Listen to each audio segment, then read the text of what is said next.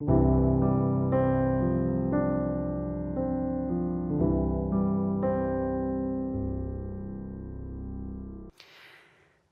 복음 기쁨으로 창문을 열다라는 제목으로 하나님의 말씀 증거하도록 하겠습니다. 바울은 빌립보 교인들에게 편지를 썼습니다.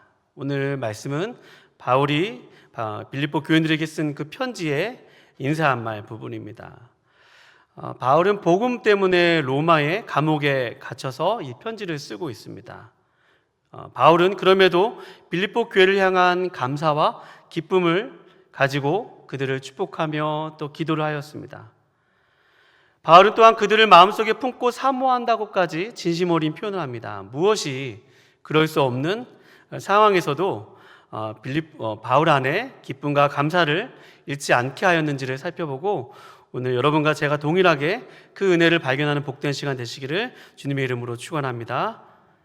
오늘 말씀은 바울이 빌립보 교회에 보낸 편지 인사말이죠. 바울은 3절 말씀에서 빌립보 교인들을 생각할 때마다 감사합니다 라고 인사합니다. 바울은 비록 빌립보 교회와 떨어져 있으나 그들 생각하며 하나님께 감사한다고 고백을 하였습니다.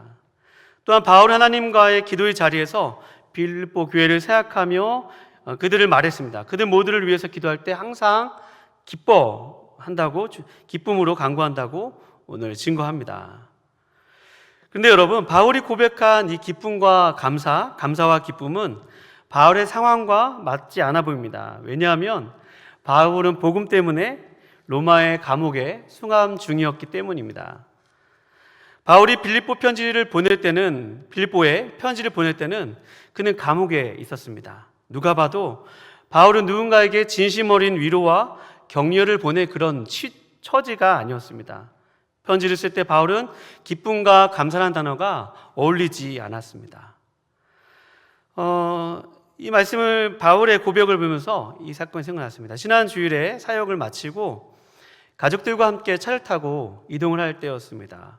우회전하기 위해서 이제 차례를 기다리며 깜빡이를 켜고 기다리고 있었습니다. 근데 제 앞에 두 대의 차량이 있었는데 두 대의 차량이 똑같은 회사의 차량이었습니다. 전기 자동차였는데 여러분 잘 알고 있는 테슬라 회사의 전기 차량이었습니다. 저는 그래서 이렇게 가족들에게, 저 아내에게 이렇게 이야기를 하였습니다. 테슬라가 돈을 많이 벌었겠는걸? 저렇게 차들이 많이 있는 것으로 봐서 돈을 많이 벌었겠어. 제가 굉장히 교양이 있는 사람임에도 불구하고 갑자기 테슬라 회사의 그 회장 이름이 생각이 안 나는 것이었습니다. 그래서 제 아내에게 물어봤어요. 여보, 테슬라 사장 이름이 뭐였지? 라고 제가 물어봤더니 저희 뒤에 타고 있었던 초등학교 5학년 아들이 저에게 이렇게 얘기하는 것입니다. 아빠, 일론 머스크잖아. 그렇게 얘기를 했습니다. 그래서 제가 바로 아들이 너무 기특해서 너 그거 승준아 어떻게 그거 알았어? 라고 말했습니다. 그랬더니 아들은 제게 이렇게 얘기하는 것입니다. 아빠, 나 지금 무시하는 거야? 이렇게 라고 얘기하는 거죠. 아이의 그 당돌찬, 아빠 나 무시하는 거야 라고 이야기하는 그 아이의 대답에 저는 기분이 하나도 안 나빴습니다. 오히려 행복했어요. 왜냐하면 이 아들이 아빠한테 굉장히 당당하구나, 저에게 그런 얘기를 하는 것으로 봐서 아들은 나의 아빠라고 본능적으로 이렇게 느끼고 있구나라는 그런 생각을 하고 나니까 마음이 무척 기쁘고 또 행복을 느꼈습니다. 오늘 바울이 그럴 수 없는 상황에서도 빌립보 교인들에게 자신이 감사와 기쁨을 잃지 않는 이유를 오늘 말씀에서 보면 이렇게 고백합니다. 3절 말씀에 내가 너희를 생각할 때마다 나의 하나님께 감사하며 라고 고백합니다. 바울은 자신이 감옥에 있어서도 하나님을 향해서 나의 하나님으로 고백할 수 있는 그런 믿음이 있었습니다. 나의 하나님은 두려운 대상이 아니고 부르기 어려운 존재가 아니고 바울에게 굉장히 부르기 쉬운 이름이었으며 바울이 너무나도 친숙하고 아무런 거리낌 없이 부를 수 있는 그 이름, 하나님 나의 아버지십니다. 주 예수님은 나의 주님이십니다. 나의 하나님이십니다. 라고 오늘 바울이 그렇게 고백하였습니다. 그의 곁에 하나님이 늘 계시기 때문에 바울은 하나님을 나의 하나님으로 부르기를 주저하지 않았던 것입니다. 바울은 자신의 연약한 몸과 마음 가운데서도 오직 나의 하나님께 기도하며 하나님과 소통하며 하나님과 교제하며 그렇게 로마 감옥에 있었습니다. 바울이 삶이 얼마나 이때 연약했어요. 얼마나 연약했는지 모릅니다. 감옥에 있었기 때문에 누가 봐도 바울은 가장 힘든 상황 가운데 있었고 가장 연약한 상황 가운데 있었을 것입니다. 누가 봐도 바울의 처지와 환경은 참 연약하고 힘든 상황이죠. 바울이 이 연약함에 관해서 고린도 교회에 고백한 고백이 있습니다.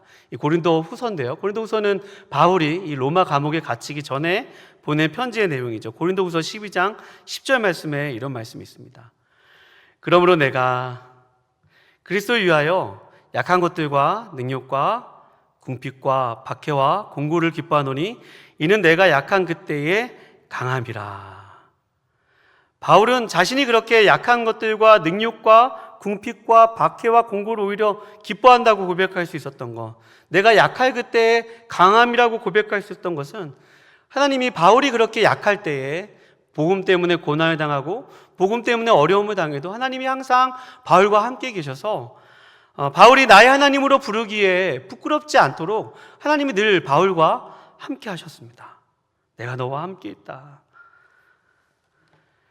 그래서 바울은 자신의 처지와 상관없이 자신에게 오셔서 함께 하신 하나님 안에서 자기 자신의 진정한 가치와 또 정체성을 발견할 수 있었던 것이었습니다. 여러분, 오늘날 우리는 감사와 기쁨은 대단한 신앙의 경지가 있어야 고백할 수 있는 입술의 열매라고 생각합니다. 저분은 믿음이 좋아서 저렇게 감사하고 기뻐할 수 있는 거야. 저분은 그럴 만한 자격과 환경이 주어져서 그런 감정에 따라와서 감사할 수 있는 거야, 기뻐할 수 있는 거야 라고 생각합니다.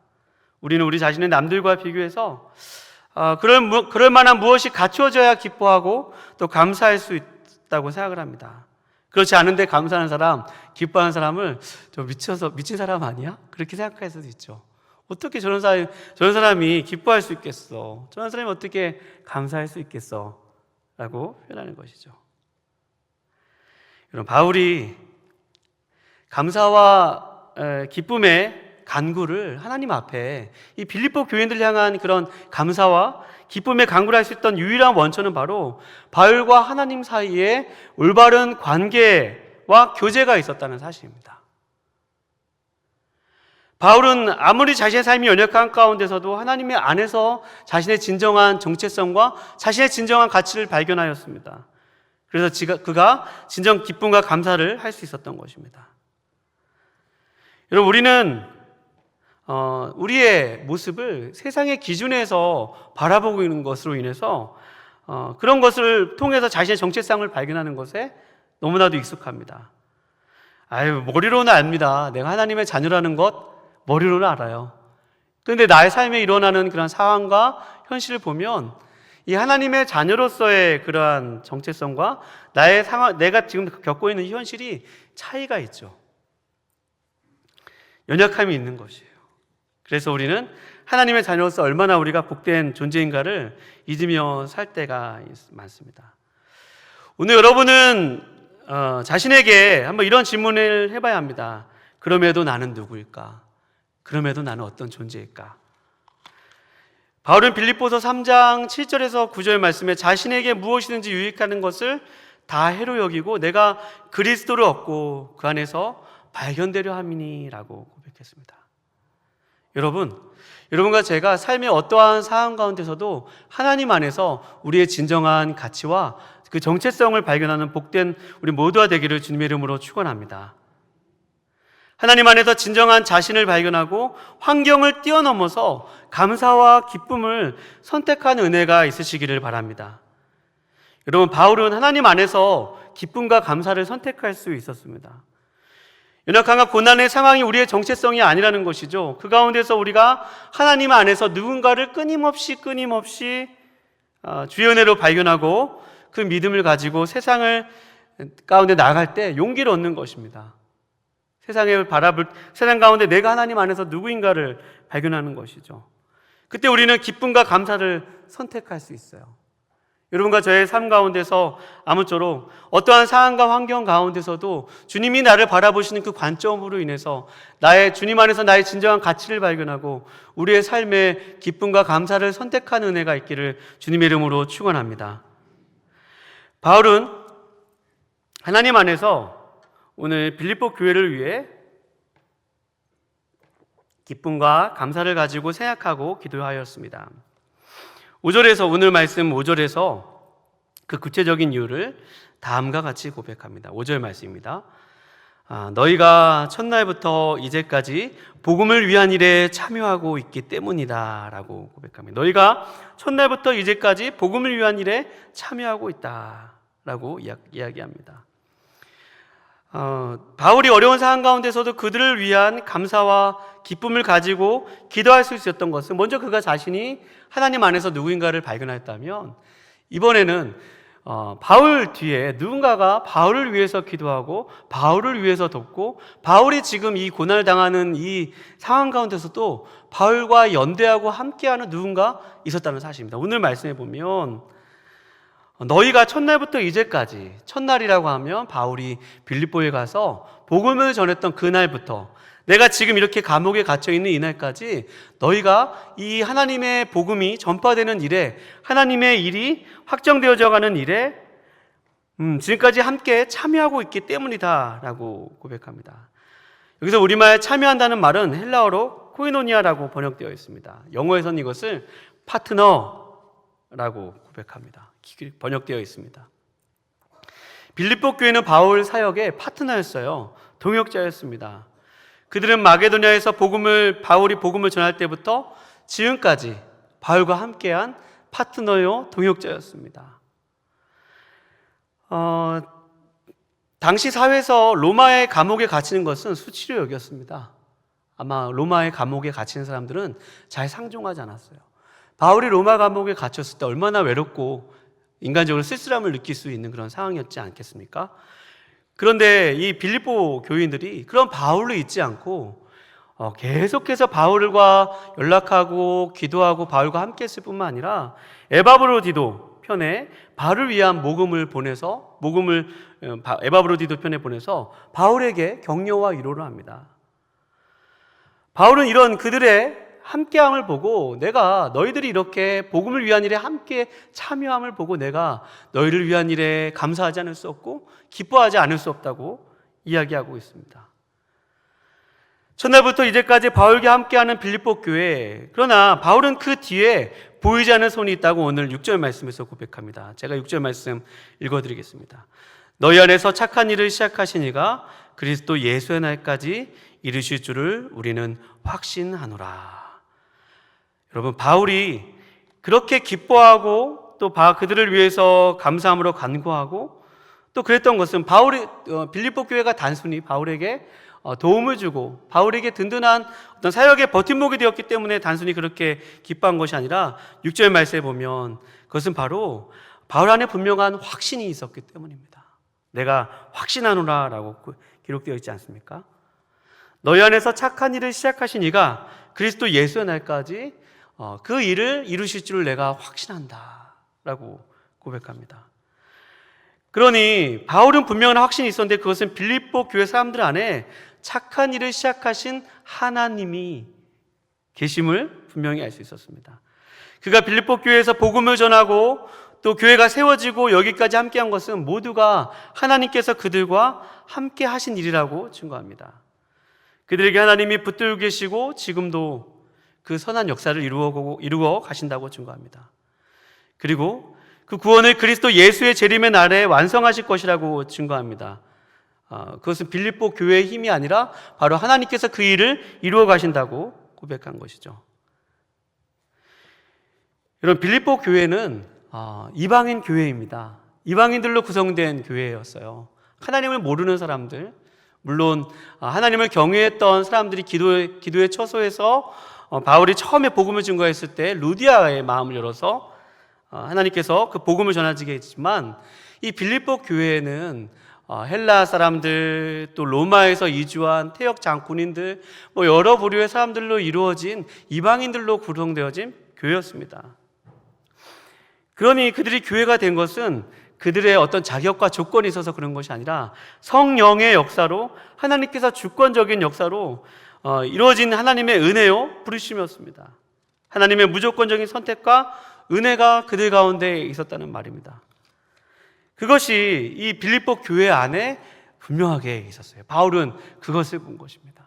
바울이 그것을 보니 지금까지 그들의 10년이라는 넘은 시간 동안에 바울과 함께하고 바울과 동역하고 바울을 향한 관심을 거두지 않고 그들 바울을 위해서 기도하고 바울이 하는 사역 가운데 함께하는 모습을 볼 때 그들 가운데서 계속 하나님이 함께 계시다 라고 보았던 것입니다. 그리고 여러분, 우리가 이를 통해 알 수 있는 것은요, 바울은 오직 하나님의 은혜로서 빌립보 교회의 사람들이 자신의 사역의 파트너가 되고 있다는 사실을 믿게 되었음을 알 수 있습니다. 오직 하나님의 은혜가 빌립보 교인들 가운데 있었음을 알 수 있습니다. 여러분, 오늘 우리는 여러분 여기에서 예배 드리고 있는 여러분들은 지역 교회를 다니고 있습니다. 여러분, 지역 교회는 어떤 교회죠? 이 서대문구 북가자동 안에 있는 충신교회를 다니고 있어요. 여기에서 여러분들은 다양한 사람들과 만나서 한 공동체를 이루고 교회를 이루고 있습니다. 충신교회 와서 여러분들 여러 사연을 가지고 충신교회 오셔서 예배를 드립니다. 근데 여러분과 제가 여기서 예배만 드리는 것이 아니라 여기서 교회가 주님이 원하시는 그 교회로 세워지기까지 함께 동역하고 또 함께 그 일을 감당합니다. 하나님께서 교회들을 세우시고 그곳에서 복음을 전하는 일에 우리 모두를 동역자로 부르셨다는 사실이에요. 그렇죠? 여름이면 여러분과 제가 성경학교가 있고 또 수련회가 있어서 교사로 참석하기도 합니다. 또 지금은 방학을 했지만 또 학기 중에는 같이 모여서 중보기도도 하고 또 전도대로서 전도도 나가고 또 그런 주님의 몸된 교회를 이루기 위해서 같이 그 일들을 해 나갑니다. 주의 몸된 교회를 세우고 또 복음이 증거되고 선교하는 일에 우리 모두가 이 지역교회, 이 충신교회 안에 부르심을 받아서 같이 그 일들을 해 나가고 있습니다. 근데 여러분, 우리가 이때 기억해야 할 진실이 있습니다. 주님 안에서 만난 주님 안에서 만난 그 사명 공동체, 함께하는 그 사람들은 우리 이런 진실을 발견할 수 있습니다. 그것은 바로 우리 모두가 완벽한 사람들은 아무도 없다는 사실입니다. 완벽한 사람들은 없습니다. 각자 살아온 환경과 가치관이 다 다르죠. 성격과 기질이 다릅니다. 어떤 사람들 외향적인 사람도 있고 또 내향적인 사람도 있고 논리적인 것을 중시하는 사람도 있고 감정적인 공감을 중시하는 사람도 있고 어떤 사람들이 굉장히 즉흥적인 사람도 있는 반면에 어떤 사람들은 굉장히 치밀하게 계획을 짜서 일을 하는 사람들이 있습니다. 우리가 주의를 감당하다 보면 이렇게 살아가는 방식의 다른 결 때문에 가끔 어려움을 당하기도 합니다. 여러분, 틀린 것이 아니라 다른 것이죠. 서로 같이 철을 날카롭게 하듯이 하나님은 우리 다른 사람을 한 공동체 안에 만나게 하셔서 주의를 감당케 하셨다는 사실입니다. 여러분, 오늘날 교회 공동체 안으로 들어오기 꺼리는 불들도 있습니다. 내가 교회 생활 해봤는데 가까이 가면 갈수록 상처를 받아. 그러니 어느 정도 거리를 유지하고 그냥 나은 사람 예배를 드리고 나은 사람 교회 안에 들어와서 그냥 적당히 하나님과 1대1의 관계만 잘 맺으면 거기서 끝이야 라고 생각하는 분들 있을 수 있습니다. 존중합니다. 그럴 만한 사연이 있고 또 그럴 만한 이유가 있을 것입니다. 여러분, 그런데 그 시간이 장기적인 시간으로 이어지지 않았으면 참 좋겠습니다. 하나님께서 우리 이 충신교회에 지역교회 여러분과 저를 한 사람 한 사람 부르셨을 때 여기서 우리가 한 사람 한 사람 예배를 드리면서 하나님과의 그런 수직적인 관계도 회복되어지고 내가 주님 안에서 어떤 사람인가를 발견하는 것도 중요하지만 이 수평적으로 우리 모두가 한 몸으로 부르심을 받아서 이곳에서 주님의 몸된 교회를 이루고 이곳에서 복음이 증거되고 주의 나라가 확장되어지고 주님의 복음이 전파되는 곳에 우리 모두가 부르심을 받았다는 사실을 가지고 함께 우리 모두가 그렇게 동역자로 파트너로 세워질 수 있기를 거룩하신 주님의 이름으로 축원합니다. 바울이 감옥에 갇혀도 그가 기쁨과 감사를 잊지 않을 수 있었던 그 이유는 그 길을 함께 가고 그 길을 연대하는 동역자들이 있었기 때문이에요. 이 빌립보 교인이라고 하는 그들이 있었기 때문입니다. 바울이 그들을 보면서, 그 동역자들을 보면서 어떻게 보면 그 빌립보 교회 소식을 듣고 여러 가지 어려운 현실도 있었지만 그들이 환난을 당하고 그들 가운데 좀 분열이 있고 다툼이 있다는 소식을 들었지만, 그러나 하나님께서 그들 가운데 착한 일을 시작하시니가 그리스도의 날까지 이루실 것을 확신하노라. 그래서 내가 너희를 생각하면서 감사하고 기뻐하지 않을 수 없다고 그렇게 이야기하였습니다. 따라서 여러분과 제가 하나님께서 하실 일을 생각하며 우리 교회에 가장 가까운 사람들을 향한 기쁨과 감사를 잃지 않는 믿음이 있으시기를 주의 이름으로 축원합니다. 여러분, 우리가 교회 안에서 지체들을 향한 진정한 기쁨과 감사를 가질 수 있는 것은 그들 안에서 역사하신 하나님의 은혜를 생각하기 때문입니다. 우리가 하나님이 하신 일, 복음적 시각을 가지고 사람들을 바라볼 때 우리 사람들을 동역자로 생각할 수 있는 것이에요. 하나님께서 각자의 삶을 아름답게 빚어가시리라는 믿음을 가져야 합니다. 그들 안에 하나님이 분명한 계획이 있을 거야. 그들 안에 하나님께서 분명한 뜻이 있으실 거야. 여러분, 지금 그 사람이 내가 원하는 그러한 모습이 아니고 또 좀 변화가 더디더라도 좀 나와 다르더라도 하나님께서 그 안에 계시고 그 안에 계신 그 하나님께서 그로 멋진 모습으로 세워져 갈 것을 기대하는 그런 마음이 있다면, 믿음이 있다면 우리는 그들과 함께 사명을 감당할 수 있는 그런 믿음이 있습니다. 여러분, 우리가 함께 이 길을 걸어갈 때 하나님께서 나같이 이렇게 연약한 죄인을 부르시고 나같이 연약한 이렇게 아무런 자격이 없는 사람, 이런 죄인, 모순이 많고 정말 보잘것없는 이 죄인을 사랑하신 그 하나님이시라면 우리가 만난 그 우리 안에 있는 함께 있는 사람들, 하나님께서 분명히 그를 향한 계획과 비전이 있을 것이라는 그런 마음이 갖게 될 수 있다는 것이죠. 여러분, 우리는 모두 하나님께서 만들어 가시고 빚어 가시는 귀한 사람들입니다. 하나님께서 내가 귀한 만큼 저 사람도 귀하게 여긴다는 그런 마음을 가지고 오늘 우리가 삶의 현장 가운데서 또 우리 교회 공동체 가운데서 우리와 만난 그 사람들을 통해서 주의 나라를 이루어 가시는 은혜가 있으시기를 주님의 이름으로 축원합니다. 여러분, 하나님께서 여러분들에게 주신 사람들을 기뻐하는 은혜가 있으시기 바랍니다. 여러분, 하나님께서 여러분들에게 주신 사람들에게 감사하는 믿음이 있으시기를 주님의 이름으로 축원합니다. 하나님께서 우리에게 맡겨주신 그 사람들은 우리가 그 사람들을 향한 기쁨과 감사를 잃지 말라고 주신 하나님의 선물이라는 사실입니다.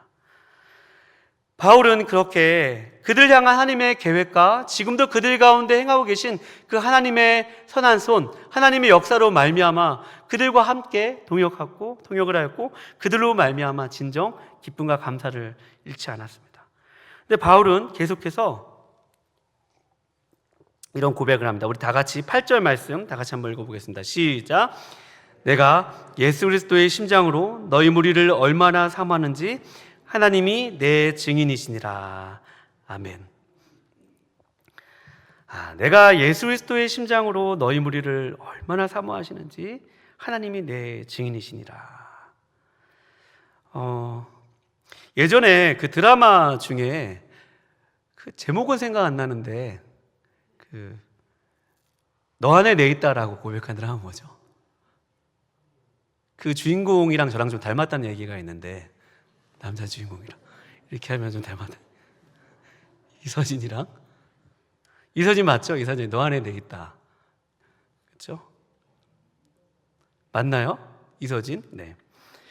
너가 너 안에 내 있다. 오늘 바울이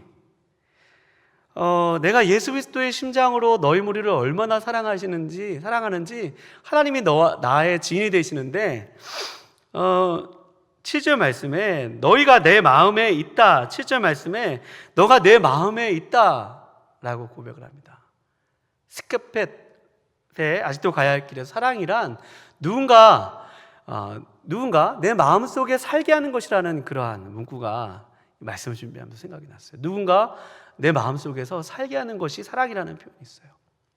바울이 그렇게 계속해서 사역을 감당하면서 이 복음을 위한 일을 사명을 감당하면서 바울의 마음속에는 늘 빌립보 교회의 사람들, 데살로니가 교회의 사람들, 그가 지금까지 복음을 전하고 전파하고 증거하며 세웠던 교회의 사람들을 향한 그러한 바울의 진심 어린 기도가 있었어요.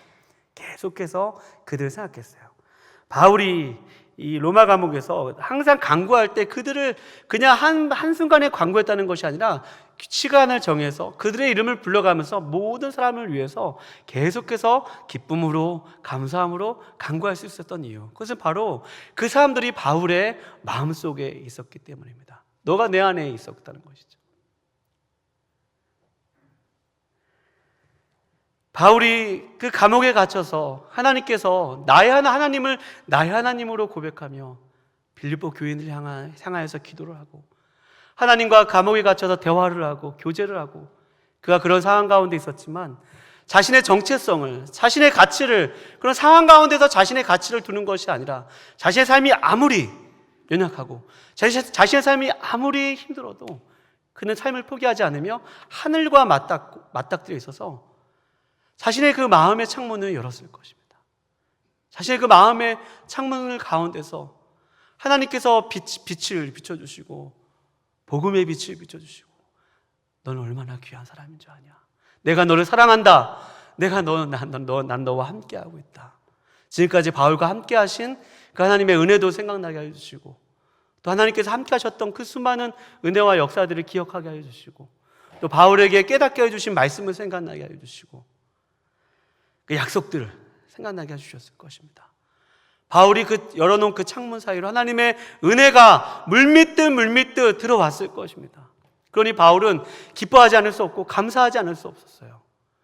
여러분, 우리가 감정이 있어서 기뻐하고 감사하는 것이 아니고 우리가 상황과 환경과 조건이 허락해서 감사하고 기뻐할 수 있는 것이 아니라 그런 것이 없어도 여러분과 제가 하나님 안에 연결되어 있고 우리의 열려진 창문 사이로 하나님의 은혜가 들어올 수 있다면 여러분과 저는 진정 기뻐하고 감사할 수 있을 것입니다. 그런데 여러분, 그 열어놓은 창문 사이로 하나님의 은혜만 들어오는 것이 아니라 바로 그 기쁨을 고백하면서 또 누군가 내 마음속에 들어오는 것입니다. 내가 품을 수 없는 사람, 내가 그동안 사랑할 수 없었던 사람, 내가 늘 판단하고 나의 삶의 기준과 나의 삶의 경계를 가지고 늘 내 마음속에 살지 못하도록 오히려 내 마음속에 사는 것이 아니라 누군가를 감옥에 가두어두었던 그 누군가를 하나님의 은혜가 내 삶 속에 밀밀듯 들어오고 나니까 조금씩 시각이 바뀌어지는 것이죠. 조금씩 나의 마음에 닫혔던 문들이 하나님의 복음으로 인해서 나를 사랑하신 하나님의 은혜로 인해서 하나님이 나를 생각하시는 그 눈빛으로 인해서 나의 마음을 조금씩 열어가는 것입니다. 그 열려진 창문 사이로 누군가 내 삶 속에 들어오는 것이죠. 누군가를 수용하는 것입니다. 기꺼이 받아들이는 것이죠. 그를 인정하고 그를 품을 수 있고 그를 인정하고 품는 그 자리에서 머무는 것이 아니라 이제는 그와 함께 하나님의 나라를 위해서 같이 동역하고 같이 이 나라를 위해서 주님의 나라를 위해서 힘쓰고 그 나라를 위해서 헌신하고 같이 가는 것입니다. 때로는 우리가 넘어질 때도 있고 연약할 때도 있고 이렇게 바울처럼 상황과 환경이 어려울 때도 있습니다. 그런데 여러분, 우리 마음속에 누군가가 있다면 우리 마음속에 빌립보 교회들처럼 바울과 함께하는 동역자가 있다면 우리가 누군가를 마음에 받아들이고 그를 사랑하고 그를 위해서 기도할 수 있다면 여러분, 우리가 이 힘든 시간들을 너끈히 기쁨을 가지고 감사함을 가지고 통과할 수 있는 은혜가 있을 것입니다. 여러분, 믿으십니까? 그래서 여러분, 저는 오늘 설교의 제목을 복음 기쁨으로 창문을 열다 라고 오늘 말씀의 제목을 그냥 딱 생각나서 그냥 확 써버렸습니다. 창문을 열어야지.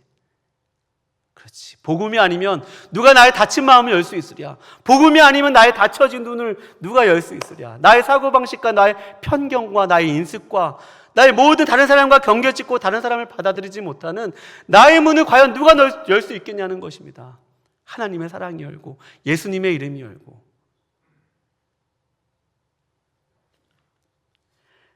귀한 여러분과 저의 마음속에 하나님의 사랑이 물밀듯 빛 가운데로 스며들고 성령의 바람이 들어오고 그 가운데서 정말로 우리 가운데서 많은 사람들이 우리 마음속에서 사는 은혜가 있으시기를 주님의 이름으로 축원합니다. 너 안에 내 있다. 그렇죠? 내 안에 너 있다죠. 너 안에 내가 있다. 그렇죠? 내 마음속에 너가 있다. 내가 그리스도의 심장으로 내가 너희 무리를 간절히 사모한다라고 고백하였던 그 바울의 고백. 이 일에 하나님 나의 증인이시라는 그 고백처럼 하나님께서 여러분과 저의 마음속에 증인이 되어 주셔서 우리가 시간이 지날수록 주님을 닮아가고 시간이 지날수록 우리 마음속에 많은 사람들이 같이 함께 살며 그들을 위해서 기도하고 그들과 함께 주의 나라를 위해서 사명자로 살아가는 우리 모두가 되시기를 거룩하신 주님의 이름으로 축원합니다. 기도하시겠습니다. 하나님 아버지, 하나님, 우리가 누군가를 사랑하고 누군가를 위해서 기도할 수 있는 것, 하나님, 누군가와 함께 주의 나라를 위해서 함께 동역하며 세워져 가는 것, 주님, 그것은 주님께서 우리 안에서 착한 일을 시작하셨고 주님께서 그 일을 이루실 줄을 확신하기 때문에 오늘도 주님, 저희들은 그 주님의 보좌 앞에 섭니다. 주님, 오늘 저희들의 마음과 삶 속에 하나님의 은혜를 새롭게 허락하여 주시옵소서.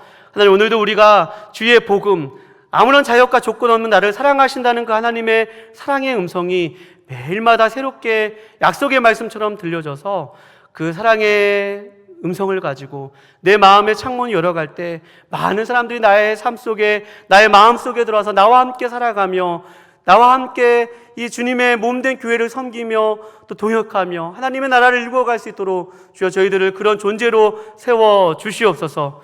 하나님, 충신교회 여름 사역 가운데 주님 함께하여 주셔서 많은 사람들 전도도 하고 선교도 하고 주일 학교를 위해서 봉사하고 또 그 하나님의 나라를 위해 세워져 갈 때에 하나님, 많은 동역자들 가운데 우리 교회가 주님이 원하시는 바로 그 교회로 세워져 가는 복된 교회가 될 수 있도록 주님께서 함께하여 주시옵소서. 하나님, 그렇게 저희들 가운데 행하시고 또 이루어 가시고 마침내 완성하실 그 주님을 기대하며 거룩하신 예수님의 이름으로 기도함나이다. 아멘.